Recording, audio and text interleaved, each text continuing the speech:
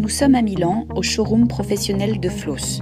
Nouvelle signature de la marque, Vincent Van Duysen nous présente ses premiers luminaires dans une scénographie réalisée par Ron Gilad. La collaboration avec Floss est née il y a déjà quelques années, dont Piero Gandini a vu mon travail. Mais il y avait Patricia Orquela qui disait toujours il faut quand même que tu dessines, que tu contribues pour Floss.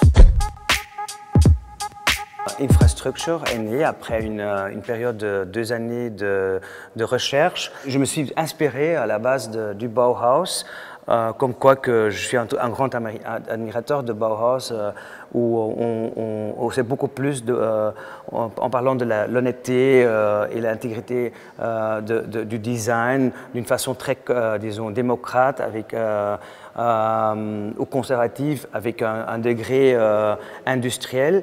Et puis, tout de suite, j'ai eu l'idée de créer une collection qui est très visible, très apparente, avec un système de tubes qui contient un système avec des magnettes que Floss avait déjà développé et sur lesquels on peut créer des éléments, des tubes qui donnent la lumière indirecte vers le plafond et en rajoutant des spots directionnels, plus aussi des pendatives, des pendants, des suspensions avec différentes hauteurs qui rentrent dans le domaine ambiental. Et puis celui-là aussi, la suspension, qui a encore un degré en plus au niveau décoratif avec de la couleur et aussi avec une autre matière que j'ai rajouté, le vert, pour donner aussi quelque part une douceur à la collection.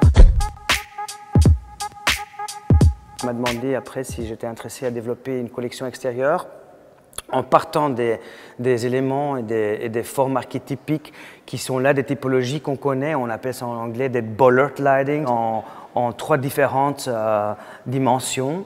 Et qu'ici, j'ai essayé quand même de donner quelque part une sensualité à des formes très essentielles qui sont très minimales et qu'on arrondit les angles et donner quelques souplesses à cette forme très rigide et même dans la présentation aussi on dirait presque que ça devient des petites sculptures, des petits objets qui à la fois tu peux les sortir de leur contexte et même les mettre dans l'intérieur. C'est la même chose devant cette lampe ici en béton qui a été coulée en béton, dans lequel on voit que la source d'inspiration vient du Corbusier, de Chandigarh. Je suis un très grand fan de Corbusier, spécialement de Chandigarh.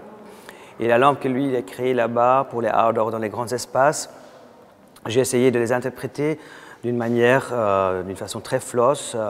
Et à Francfort, dans le Light & Building, on l'a présenté aussi dans une fonte, parce que j'adore la fonte et le bronze comme matière, des matières d'origine.